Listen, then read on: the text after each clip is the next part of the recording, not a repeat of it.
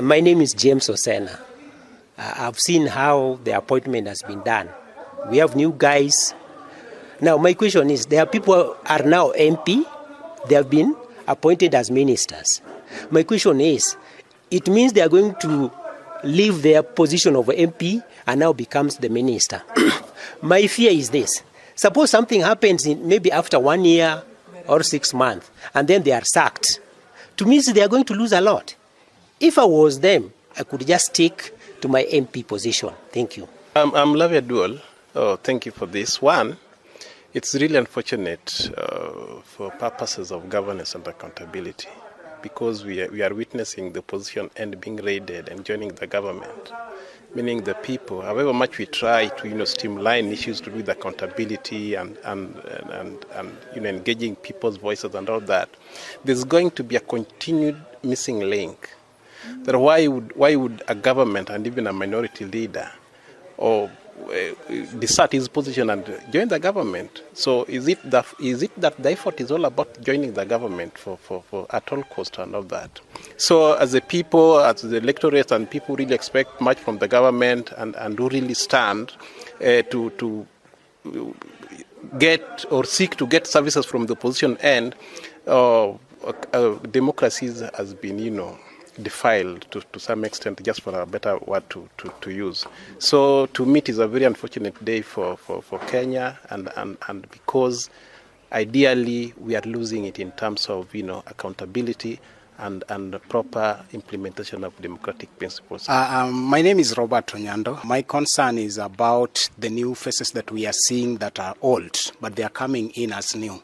I don't think the government is responding to what we are raising per se, because we didn't actually inform the president to bring the same faces. What the president is currently doing is bringing the opposition into leadership so that the issues that are being raised cannot be raised anymore. He's actually weakening the opposition to make sure that there is nobody that is keeping the government under check.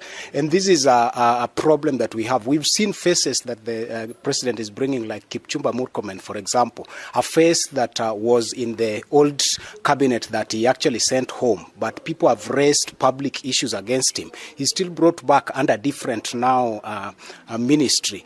Does that now make Kipchumba Murkomen cleaner than what people were thinking, allegations that were raised against him? Number two, we've seen the cases of the people from the ODM coming into government. Yes, President was talking about more inclusive government, but is this inclusive enough? We have seen names from very few tribes. We have 43 tribes in Kenya. We are seeing names from basically 6 tribes. If you look at the entire full ministry, there are 22 of them. They are basically from six tribes. So we are not still actually responding to the key issues that are raised in Kenya. I am very happy because the selection that Ruto has done today has made me and Kenyans to know the opposition and to know the kind of leaders that we have been having in Kenya. They are deceitful leaders. They are people that you cannot trust on. The Ruto has made us to realize that he is not listening to what Kenyans have been saying. He's decided to block his ears. He's made it point blank that he is not respectful, he is not a listening leader, and he wants to see Kenya go the way it is going. So if this demonstration is going to continue, Ruto will have to carry his own cross. He will be responsible, even for the deaths of Gen Zs. He should carry the burden. Actually, I feel that Ruto has disappointed Kenyans. He has disappointed me. And like other people have said here, we are disappointed because Ruto is recycling people with no integrity, people who do not care about us and our development. Thank you. My opinion is that what the president has done, I think, is in good taste. We believe in Raila Odinga, just like he mentioned the other day, that he believes in dialogue. He believes now in his age that you don't need to be fighting all these years. So if in his wisdom he wants to support the president, because in his age, he doesn't want people to be killed and fight every day. So incorporating the opposition in this government is also a good idea, because at the end of the day, we also belong to Kenya. So let's give them time. Let us pull the temperatures down, and so we have one country that will work for. Thank you. Anilungani James Osena. Winjo kaka oyier new ministers. My question is, dichuno jomoko ni mondo we MP position manyocha gintiere to gibedo ministers. My question is, after some time, gimoro be otokea kaka nyocha otokea mo riembgi. See, they are going to lose, surely. If I was them, I could have just stick with my MP position. Thank you. An Lavia Dual, otimire marach kabisa ne pinywa mar Kenya. Waneno ka weche mag demokrasia ok bro dhi kare. Ineno ka ng'ato ni sirikal to ng'ato ni opposition kwedo sirikal to kata mana kwedo sirikal ne tiyo ne japiny. Ang'o momiyo waneno ni inyalo mana tine japiny ka ng'ato dhi obedo a cabinet secretary. So weche mag tayo oganda yore maber mondo jobed gi duol kokalo kuom joma ne giyiero ka nitie kata mana od bura ka pingo kendo ka kwedo kata ka nono maber gimonego bed ni timo dhi bedo gi nyaw kabisa, nikech ineno ka ji kaka Wandai giri koro wuok oweyo position gi mag bedo minority leader odhi odonjo sirikal. So all whichever way you want to look at it, wadhi bedo gi nyaw kabisa e tarruok kaka jopiny e weche monego bed ni winje duond jopiny. Kamano.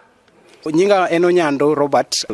Aneno ka gima president otimo odiochieng' ma kawuono en duoko mana same mistake kata chandruok manyocha wan go kaka jo Kenya. Nikech maduong' moloyo en ni odogo miyo wa mana faces kata wenge manyocha waseneno e telo mosetem. Moko kuom wenge momiyo wa gin wenge manyocha osedhi e yweyo to dogo duogo gi ang'owa e telo.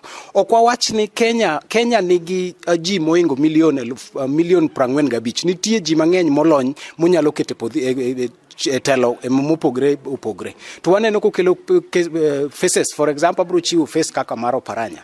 Ng'amosetiyo governor mo retire mo dhi dala. Ang'o mido gi kele ministry mar corporations kan tier cooperatives kan tie ji ai wi GL 45 million gi ma pod nyalo tie same position in Kenya.